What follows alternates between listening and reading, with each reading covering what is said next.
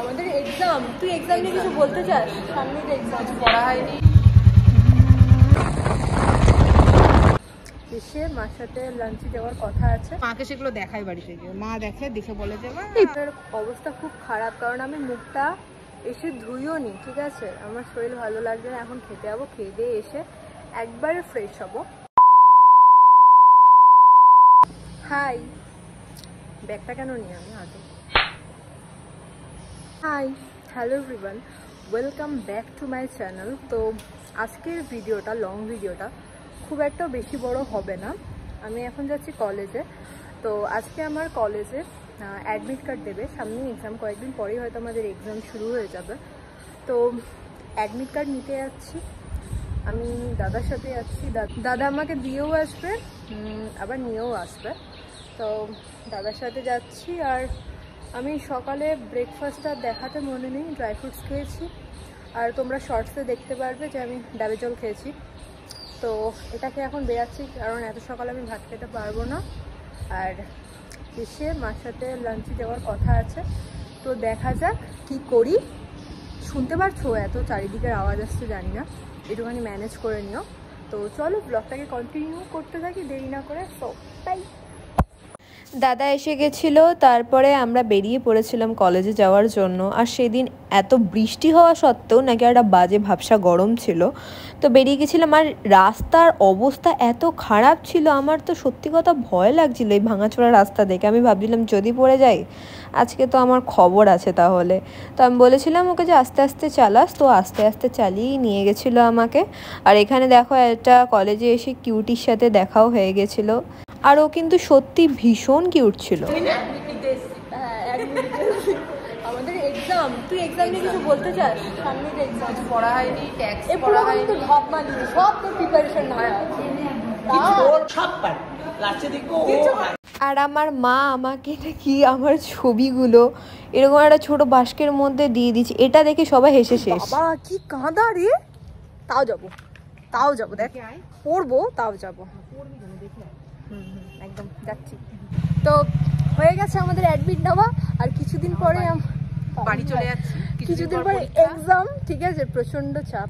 আমাদের অ্যাডমিট নেওয়া কমপ্লিট হয়ে গেছিলো। আমরা খুব একটাও বেশি সময় কলেজে থাকিনি, হয়তো 10 থেকে 15 মিনিটই ছিলাম, মানে যতক্ষণ অ্যাডমিট কার্ডটা দিতে সময় লেগেছে আর কি। তারপরে আমরা বাড়ি চলে এসেছিলাম, কারণ সময় নষ্ট এখন আপাতত করা যাচ্ছে না, এক্সামের জন্য একটু বেশি চাপ রয়েছে। তো কি আর করা যাবে, তাড়াতাড়ি আমরা বাড়ি চলে গেছিলাম।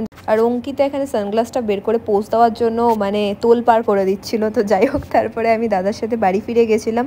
আর সেই ওয়েদারটা, বৃষ্টি হলেও যেন একটা চিপচিপে গরম ছিল, একদম ভালো ছিল না ওয়েদারটা। তো ব্যাপারটা হচ্ছে আমি চলে এসেছি বাড়ি। আমার একদম শরীরটা ভালো লাগছে না, খুব মাথা ব্যথা করছে আমার। এখন আমি যাচ্ছি হলো লাঞ্চ করতে, মার সাথে যেতাম না, তাও মা বললো যে চ যাই। আর যাচ্ছি হলো গিয়ে হেয়ার ওয়াশ করাতে, কারণ আমার চুলের খুব বাজে অবস্থা। তার মধ্যে আজকে এসেছি বাইকে করে, আজকে আরও অবস্থা খারাপ হয়ে গেছে। আমার হাতে রয়েছে একটা সাভানা থেকে আমি একটা প্রোডাক্ট অর্ডার করেছিলাম, সেটাই রয়েছে, বাট প্যাকেজিংটা একদমই ভালো আসেনি। আমার একদম পছন্দ হয় যে সাভানা থেকে কি আসে। দেখো 2000 years later. আচ্ছা, আমার আনবক্সিং করা হয়ে গেছে। আমি একটা সাভানা থেকে ফোন কভার অর্ডার করেছিলাম। এটাই হয়তো মেবি আমার এই ফোনের জন্য লাস্ট কভার, এরপরে হয়তো এই ফোনটা থাকবে না, maybe, but I am not sure. আমার মুখের অবস্থা খুব খারাপ, কারণ আমি মুখটা এসে ধুইও নি, ঠিক আছে? আমার শরীর ভালো লাগছে না, এখন খেতে যাবো, খেয়ে দিয়ে এসে একবারে ফ্রেশ হবো। এই যে কভারটা হাতে নিয়ে কথা বলছি, এই যে হলো কভারটা ফোনের, তোমরা কি দেখতে পাচ্ছ?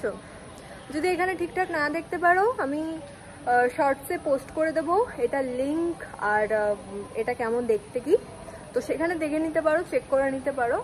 তো চলো যাই এবার খেতে, প্রচণ্ড খিদে পেয়েছে। আর আমার মা ক্যামেরার সামনে আসতে যা লজ্জা পায়, তোমাদের আমি কি বলি, ক্যামেরা দেখলেই চলে যাবে, নাহলে হেসে ওখান থেকে সরে যাবে। তো যাই হোক, আমি তো এক্সট্রোভার্ট, আমি তো মানে মাকে টুকটাক নিতেই থাকি ভিডিওতে। এখানে মা বলছে যে না তুই ভুলভাল করছিস, আমাকে নিবি না, এইসব বলছিল আমাকে।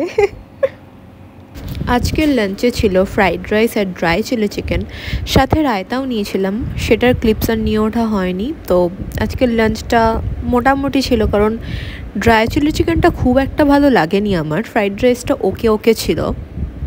তারপরে গেছিলাম হলো গিয়ে লরিয়ালে গিয়ে করিয়েছিলাম হেয়ার স্পা। আর লরিয়ালে এখন অফার চলছে, এই যে ওপরে দেখো আমি দিয়ে দিয়েছি কিসের ওপরে অফার চলছে। যারা রানাঘাট থাকো কম বেশি তারা জানতে পারবে নিশ্চয়ই। আর এখানে একটা দিদির কেরাটিন ট্রিটমেন্ট চলছিল, দ্যাটস ওয়াই একটা স্মেল থাকে কেরাটিন ট্রিটমেন্ট করলে, যেটা মানে নাকে গেলে আর চোখ মুখ জ্বলে, ঠিক আছে। তো আমার মা এই জন্য শাড়িটা মুখে দিয়ে বসে রয়েছে এভাবে, আর আমি সেটার ওপরে একটুখানি হাসাহাসি করছিলাম, কি আর করা যাবে। তো যাই হোক, আমার হেয়ার স্পা করা প্রায় কমপ্লিট হয়ে গেছিলো। আর হেয়ার স্পা করার পরে না চুলে একটা আলাদাই শাইন থাকে। তো আমার আর পরে ভিডিও ক্লিপস নেওয়া হয়নি, ভিডিও ক্লিপসগুলো আর পরে আমার এত টায়ার্ড লাগছিলো যে ভালোই লাগছিলো না, তারপরে আমি বাড়ি চলে এসেছিলাম। হ্যালো এভরিওয়ান, তো ব্লগটা আবার এখান থেকে আমি কন্টিনিউ করছি। তো ব্যাপারটা হলো যে আমি এসে ঘুমিয়ে পড়েছিলাম, তো এখন আমি ঘুম থেকে উঠলাম। আর কি বলবো, আজকের মতন এইটুকুনি। ভালো লাগলে ভিডিওটা প্লিজ একটা লাইক করে দিও, আর guys please subscribe my channel. তো আজকের জন্য বাই।